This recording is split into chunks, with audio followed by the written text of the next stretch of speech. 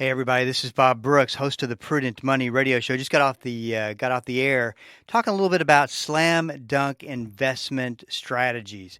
Does it even exist?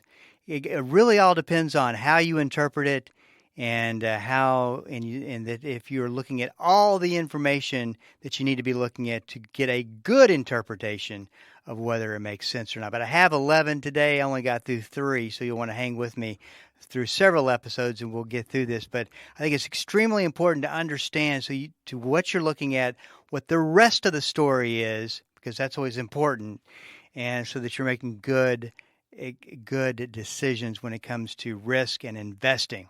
Listen, if you got a question for me, or if I can be of any help to you with your investments or anything financially related, make sure and go to prudentmoney.com. You can always send an email in if you want to discuss anything. info@prudentmoney.com. Keep the faith. This is Alistair Begg of Truth for Life, heard daily and weekends on Bible School Radio, 91.3 KDKR, Decatur, Dallas, Fort Worth, and on 91.3 KYJC Commerce. Portions of KDKR programming do not necessarily reflect the views of this station, its management, or staff. Prudent Money with Bob Brooks is sponsored by the Prudent Money Foundation on 91.3. Well, does anything always work when it comes to investing? Today we're going to take a look. Stay tuned for Prudent Money.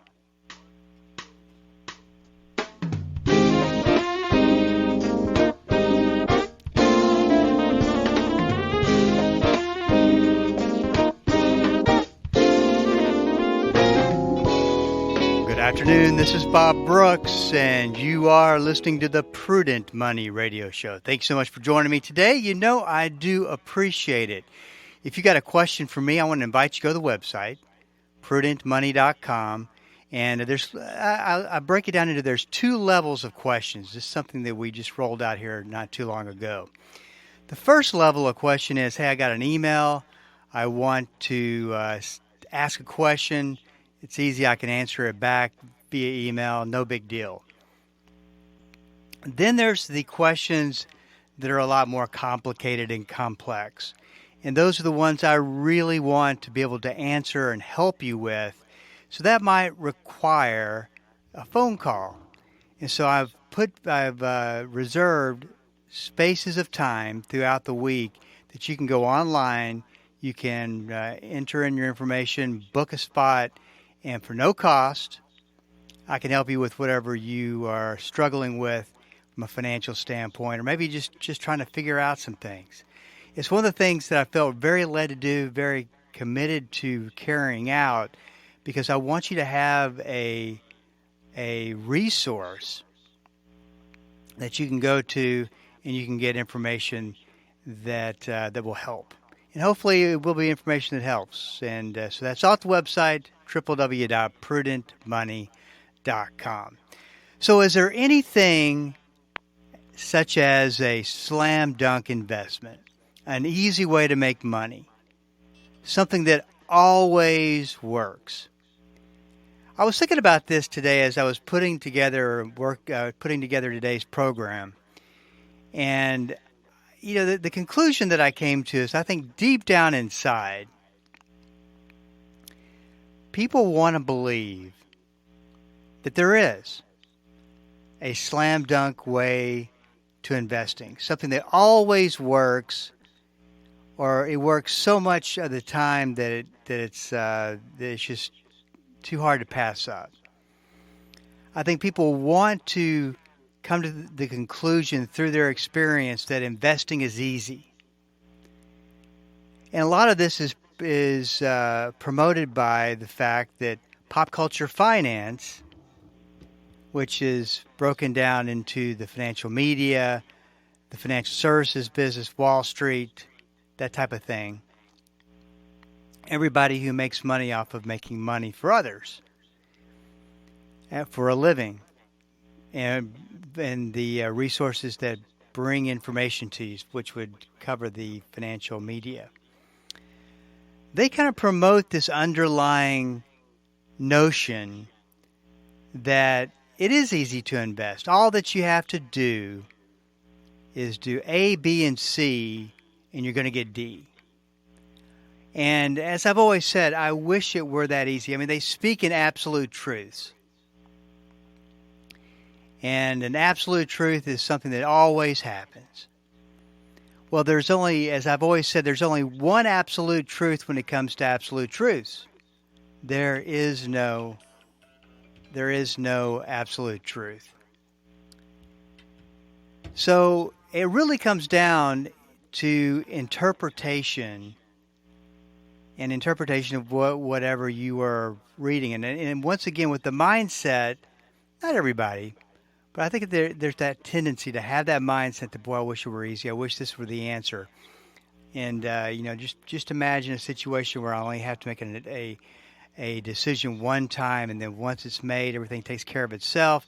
I don't have to worry about risk. I don't have to worry about recessions. I don't have to worry about the economy. It just all works. And the best part about it, it builds to a point to when I get to that I'll have a great retirement. I won't have to think about it. And I've come to you with countless stories through the financial media, at least, that talk about literally you just have to do A plus B plus C, and that takes care of everything. Well, what I put together today is 10 different types of investment ideas that kind of come across from the standpoint of investing is easy. It's not difficult at all. A plus B always equals C. What I've learned about investing, and I started my practice in 1992, and the one thing that has always stuck out with me is that just when you think 1 plus 2 equals 3, something happens that 1 plus 2 equals 4, or 1.2 equals 1. It's not always the outcome that you're expecting. It's not always easy. So let's talk a little bit about some of these philosophies of investing. I'll have to start with the probably the biggest philosophy when it comes to investing, and that is buy and hold investing. Now, at the heart of buy and hold investing is that you are a long-term investor, and you don't have to make changes because everything works out in the long term. I mean, the market always goes up in the long term. And what they'll show you is a 50, 60-year look at the stock market, and there's no denying the fact it always goes up. It looks like, even if it's a little bit of an illusion, because there's always more to it than just looking at a graphic of the graph of the stock market and watching it always go up. There's way more to it than just that. But that's kind of the lead-in. You're a long-term investor. And you don't ever want to make any changes. You especially don't want to try, which we'll get to this in a minute, time the market. You just leave your money invested. In fact, John, his name's left my mind. I can't think of his name. The gentleman who started with a B. That didn't do you much good. Well, anyway, gotta live live radio when you can't remember something. John Bogle, thank you for that. John Bogle was his name. What was his name? He's passed away. He's started in 1974 and created Vanguard Mutual Funds, a legend of Wall Street. I think he passed away a couple of years ago. And I had the blessing and opportunity to interview Mr. Bogle twice, which was as far as all the people that I've talked to and interviewed throughout all these many years.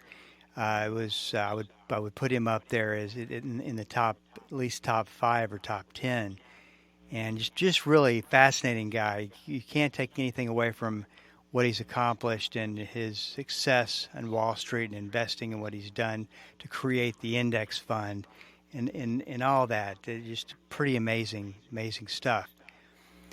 He will tell you he's a very buy and hold, long-term investing guy. That's what, and I wasn't going to just start a debate with him on that. Because, well, remember what I always say, it's always just an opinion until you have actual concrete evidence that it works every single time and you are right. And, sometimes I'm going to be right, sometimes I'm going to be wrong, that kind of thing.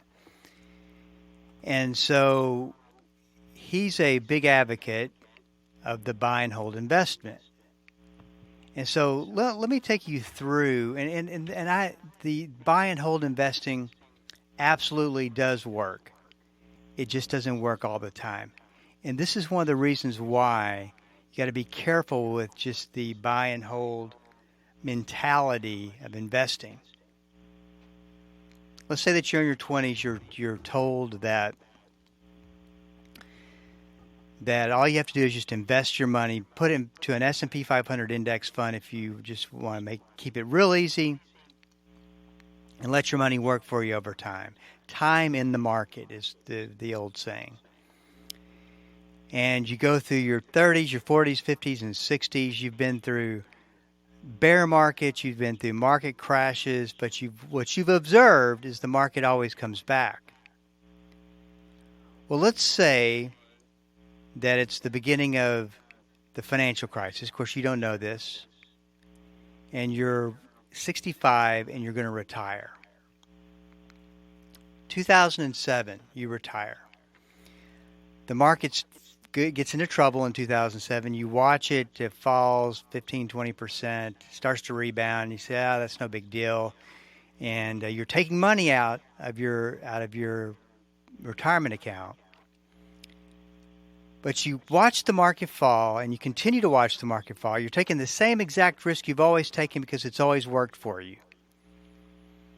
Then 50% later, you've lost 50% of your retirement account, and you're in big trouble.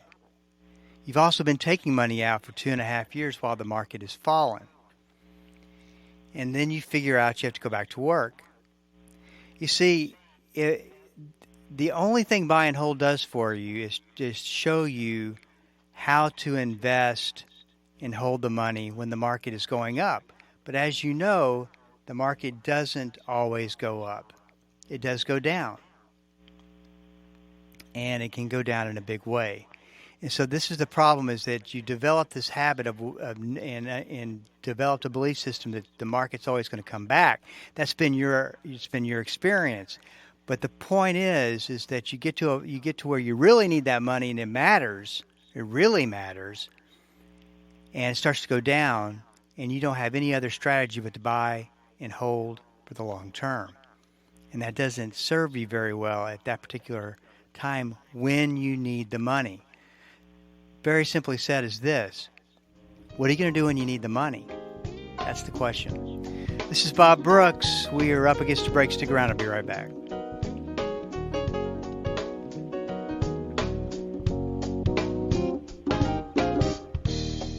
The Word for Today is excited to announce the new official online home for the ministry of Pastor Chuck Smith and Kay Smith, pastorchuck.org. At pastorchuck.org, you'll have instant access to thousands of hours of verse-by-verse teaching by Pastor Chuck Smith from Genesis through Revelation, and full access to special messages on subjects such as prophecy and much, much more. Also at pastorchuck.org, a full library of great teachings by Kay Smith, and a section where you can read some of Pastor Chuck's books online, all free of charge. So visit the new official online home of the Word for Today and the ministry of Pastor Chuck and Kay Smith, pastorchuck.org. Dynamic, practical, life-changing. There's no point in going to church and not letting the Christ who gave birth to the church on the day of Pentecost change your life. Join us each day as Pastor Paul Shepherd applies the timeless truth of Scripture to everyday life. It's Destined for Victory on this great station. Weekday afternoons at 3:30 here on Bible School Radio, KDKR.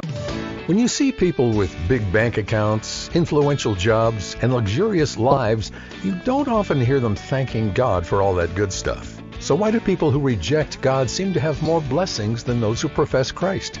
Well, Tuesday on Focal Point, Pastor Mike Fabarez cautions Christians against second-guessing or begrudging God's generosity.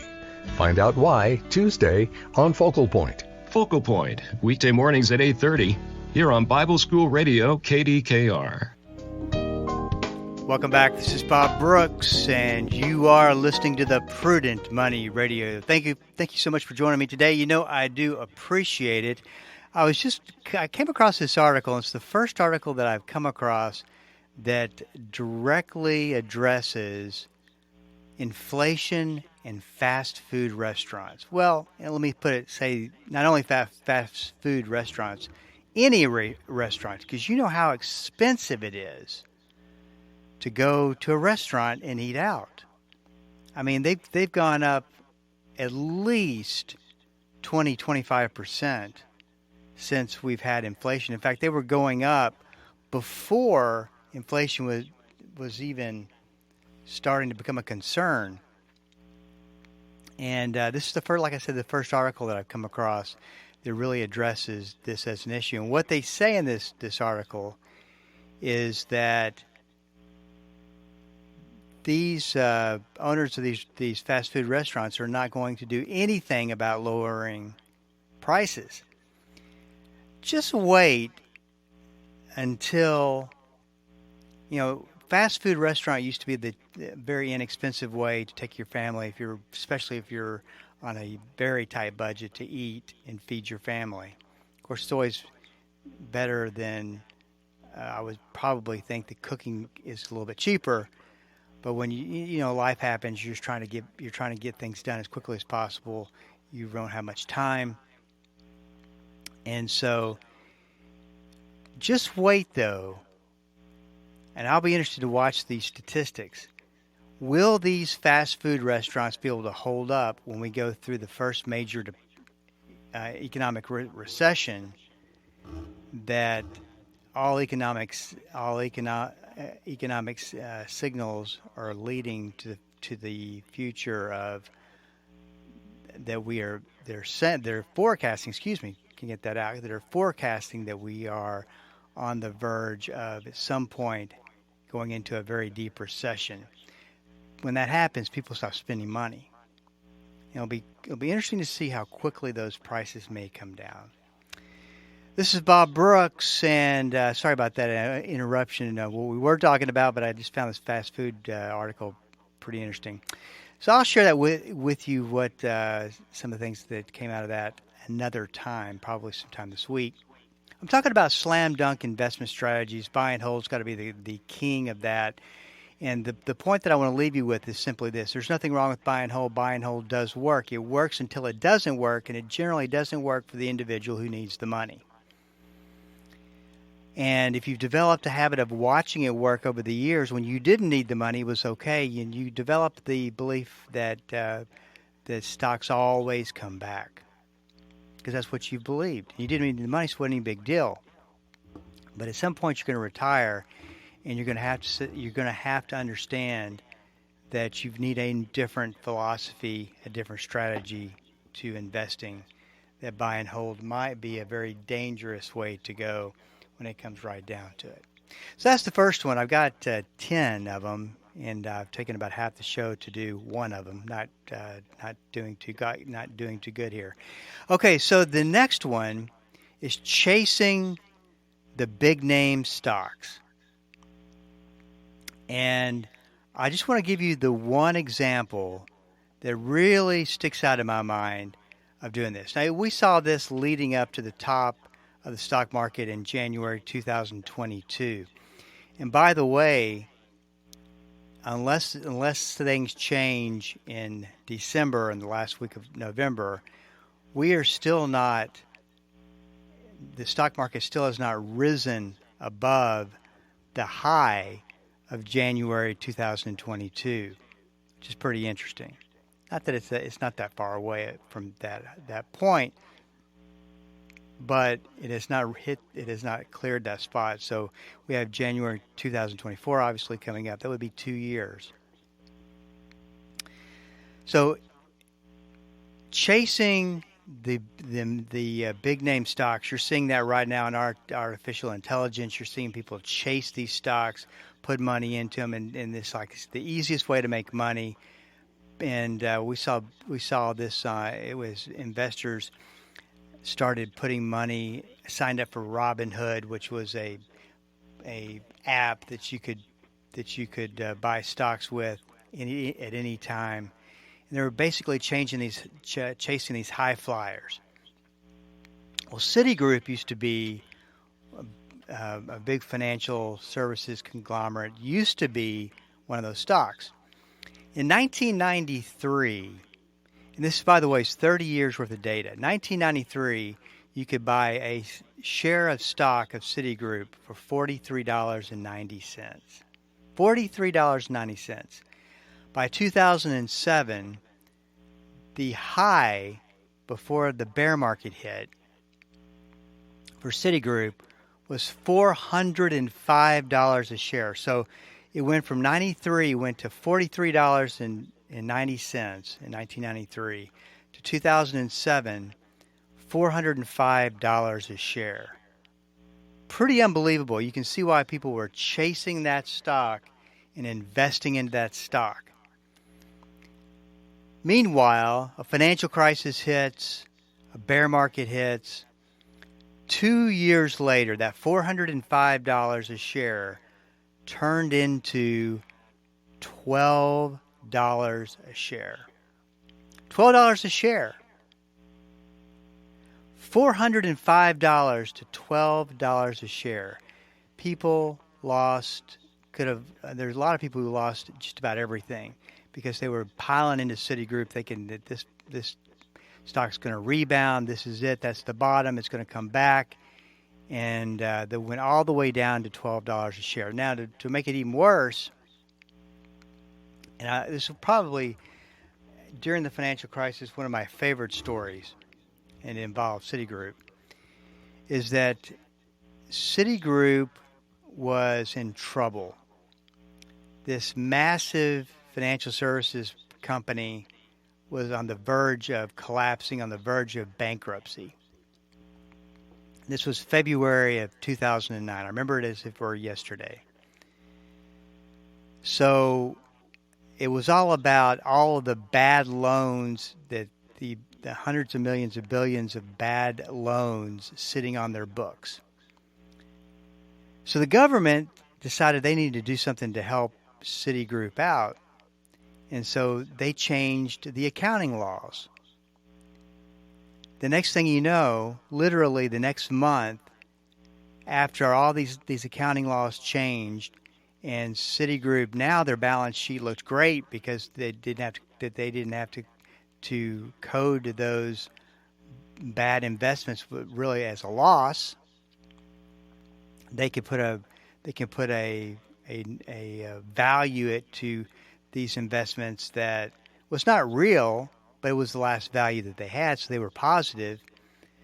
Citigroup actually posted a profit just because the government changed a law. Go figure. Today, by the way, it went from $12 to today $45.20. That was as of this afternoon. Same thing is, not only that, Citigroup was, I don't know if they're worth $405 a share, but they were obviously a legit company.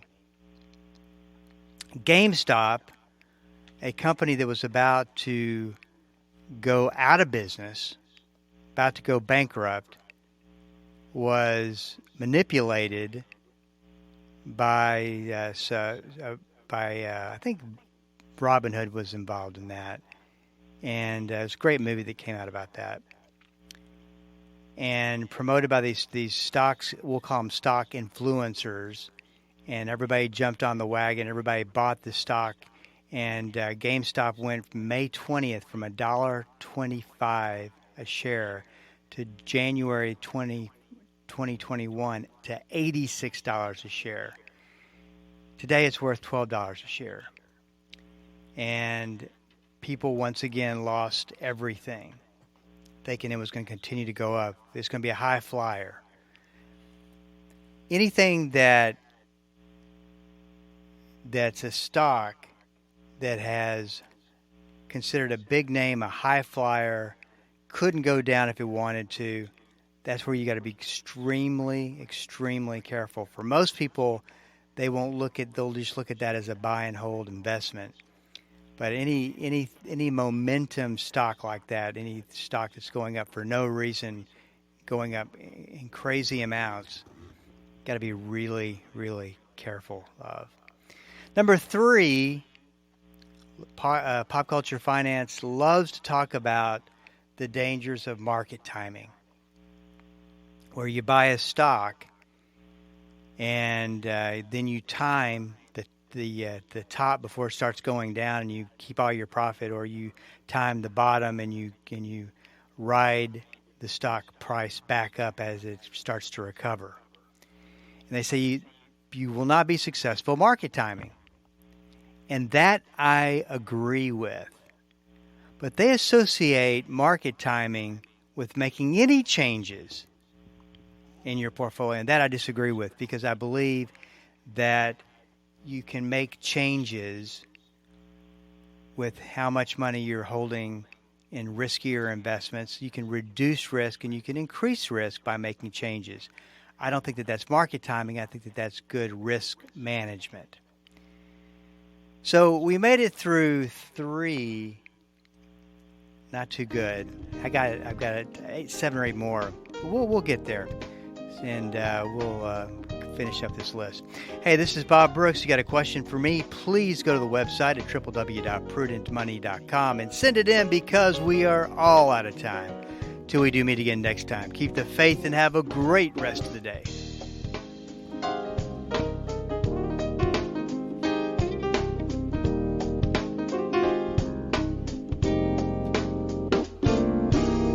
That's all the time we have for today. Questions or comments for Bob, or to find out more great information like what you've just heard, visit www.prudentmoney.com. Be sure to join Bob Brooks again for the next edition of Prudent Money.